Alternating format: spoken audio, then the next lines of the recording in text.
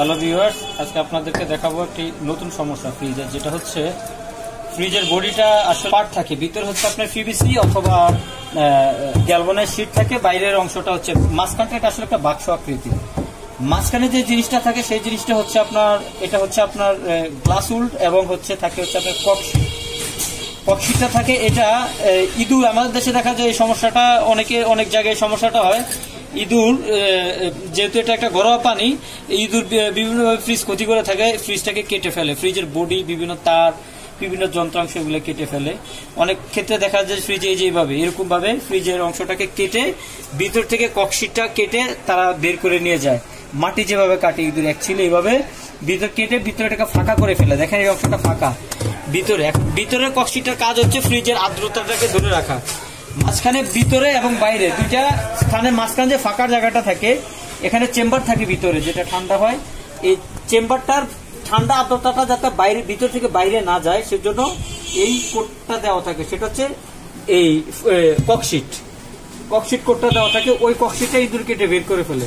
তো আজকে এই ফ্রিজের তেমনই একটা সমস্যা, ককশিটটাকে কেটে ফেলে দিচ্ছে, ভিতরটা ফাঁকা করে ফেলছে, ভিতরটা ফাঁকা। এখন এটাকে আমরা তো ফ্রিজ কেটে রিপেয়ার করতে পারবো না, এটাকে আমরা মেকিং করার জন্য যে সিস্টেমটাতে মেকিং করা, আজকে আপনাদেরকে সেটাই দেখাবো। মেকিংটা হচ্ছে এটা একটা ফোম বলতে এটা আসলে একটা লিকুইড ককশিট। হ্যাঁ, এটা লিকুইড ককশিট। এই ককশিটটা লিকুইড অবস্থা থাকে।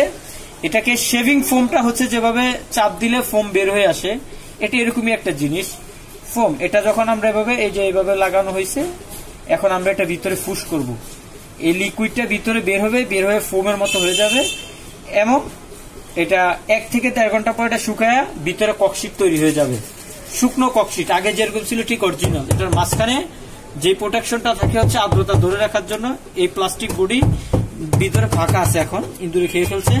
আর নিচে আছে হচ্ছে আপনার ফ্রিজের বডিটা, যেটা শীট, মাঝখানে অংশটা ইঁদুরে খেয়ে ফেলছে। এটা এখন আমরা লিকুইড দিলে ওই জিনিসটা তৈরি হয়ে যাবে আবার নতুন করে।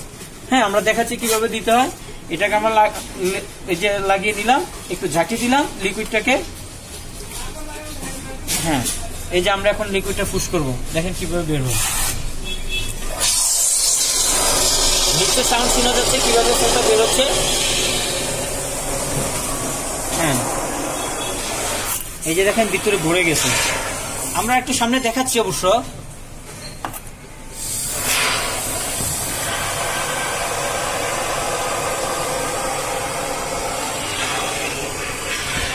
কয়েক মিনিট পরে ফুলটা যেটি রাত দেন না, কিন্তু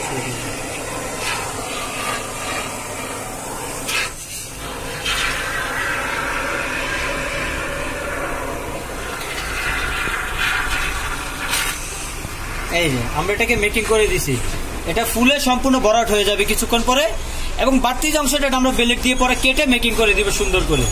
হ্যাঁ, এই যে জাস্ট এটাই হয়ে গেছে, মেকিং হয়ে গেছে। এই জায়গাটা ভিতরে যা ফাঁকা অংশ ছিল, এটা আমরা ফোম দিয়ে ভরাট করে দিয়েছি। এখন আর কোনো সমস্যা, এটা শুকিয়ে শক্ত হয়ে যাওয়ার পরে আমরা এটা কাস্তে ব্লেড দিয়ে, কাটিং পেপার দিয়ে কেটে সমান করে দিব, এটা আর বোঝা যাবে না।